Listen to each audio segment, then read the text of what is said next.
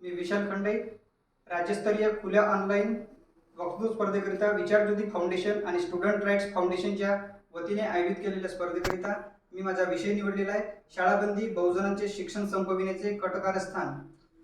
1947ला भारत स्वातंत्र्य झाला तेव्हा भारताची परिस्थिती वेगळी होती। भारतामध्ये शैक्षणिक व्यवस्था फारशी प्रगत झालेली नव्हती। 1947 नंतर हळूहळू देश पुढे विकसित होत गेला।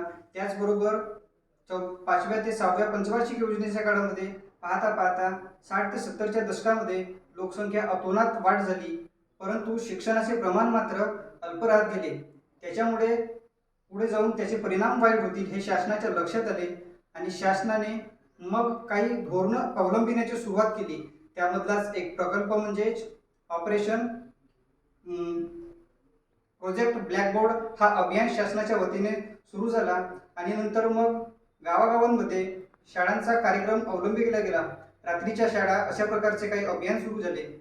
मागासवर्ग क्षेत्रातील किंवा आदिवासी पाड्यामधील लोक शाळा शिकू शकत नाही, त्यांना शिक्षणाची व्यवस्था व्हावी म्हणून आश्रम शाळा किंवा गुरुकुल व्यवस्थेप्रमाणे अशी काही व्यवस्था करता येईल का? शासनाने या गोष्टीकडे विचारपूर्वक लक्ष देऊन गांभीर्यपूर्वक विषय तो बहुजन लोक कसे कसे पुढे जातील, शिक्षणातून कसे आपला विकास करू शकतील, कारण शिक्षण हेच खऱ्या अर्थाने आपल्या समाजाच्या विकासाचे एक महत्त्वाचे साधन आहे।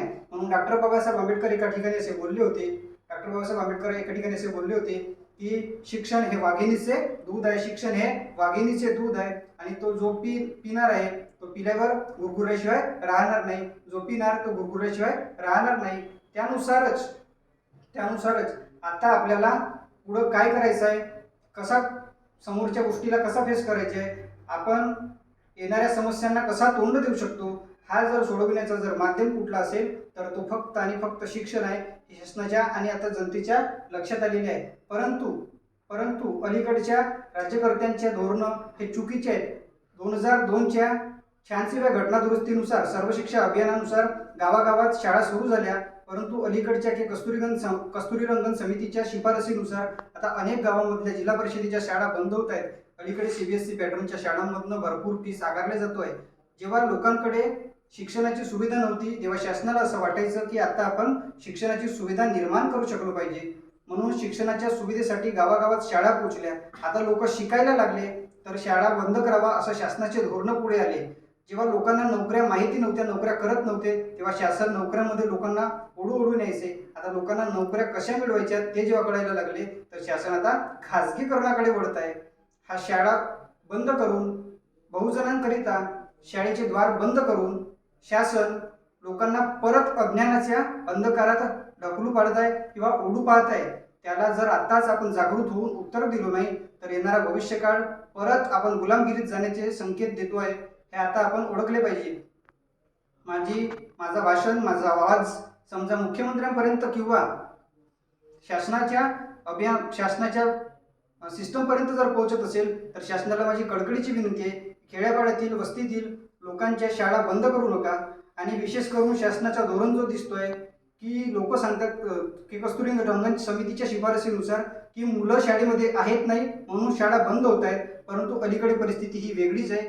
शाळेत शिक्षक नाही म्हणून लोक आपल्या मुलांना जिल्हा परिषदेच्या किंवा शासकीय शाळेमध्ये न घालता त्यांना खाजगी शाळेमध्ये घालत आहेत। परंतु अलीकडे जर बघितले तर पहिल्या वर्गाची फीस सुद्धा 15 ते 20 हजार रुपये आहे। एखादा मजूर वर्गातील हातावर पोट असलेला माणूस आपल्या मुलांना 2 मुलांना धड रीती शिक्षण देऊ शकत नाही आणि एखाद्याने कर्ज उचलून शिक्षणाचा प्रयत्न केलाच तर तो पुढे जाऊन नोकरी मिळवेल की नाही, एखादा व्यवसाय उभारू शकेल की नाही, ही साशंकता आहे। म्हणजे आता लोकांनी शिकावं तर कसं शिकावं आणि शिकलं तर त्या शिक्षणाचा कुठे उपयोग करावं हे आपल्याला आता कळायला पाहिजे। म्हणून आता जर आपण जागृत झालेलो नाही तर शासन त्यांच्या मनात येईल तसे मनमानी कारभार करतोय।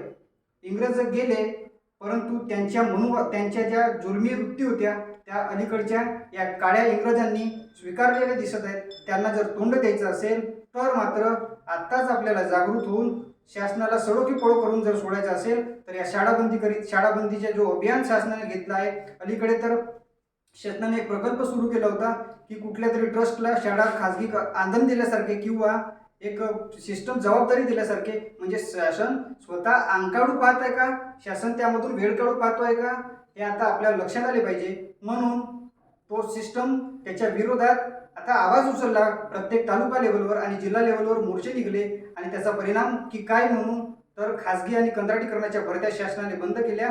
तर येणाऱ्या भविष्य काळात जर शासनाने असे कुठले वाह्यात विचार समजा किंवा जनसामान्यांच्या विरोधातील निर्णय घेतले तर त्याला आपण एकत्र येऊन सडेतोड उत्तर दिलं पाहिजे. हे आता सगळ्यांनी समजलं पाहिजे आणि आपला विचार करून आपले मुलं कसे शिकू शकतील आणि शिकलेल्या मुलाच्या शिक्षणाचा कसा समाजात क्रांती घडवू शकतील ही आता क्रांती घडवण्याची वेळ आली आहे. किंवा मित्रांनो, माझा आवाज जर तुमच्यापर्यंत आणि शासनापर्यंत जाणार असेल तर निश्चितपणे आपण एकत्र येऊन त्याला जबाब दिला पाहिजे आणि आपला विकास साधून घेतला पाहिजे. आपल्या शाळा ग्रामीण भागातल्या टिकवता आल्या पाहिजेत. म्हणून मला म्हणायचं आहे की आपण शासनासमोर टिकू शकतो की नाही असं जर कोणाला वाटत जर असेल, आपण शासनासमोर जर टिकू शकू की नाही असं जर कोणाला वाटत असेल तर मुश्किल नहीं इस दुनिया में कुछ भी, तू जरा हिम्मत तो कर. मुश्किल नहीं इस दुनिया में कुछ भी, तू जरा हिम्मत तो कर. आप बदलेंगे हकीकत में, तू जरा कोशिश तो कर, तू जरा कोशिश तो कर. एवढं बोलून मी थांबवतो. नमस्कार.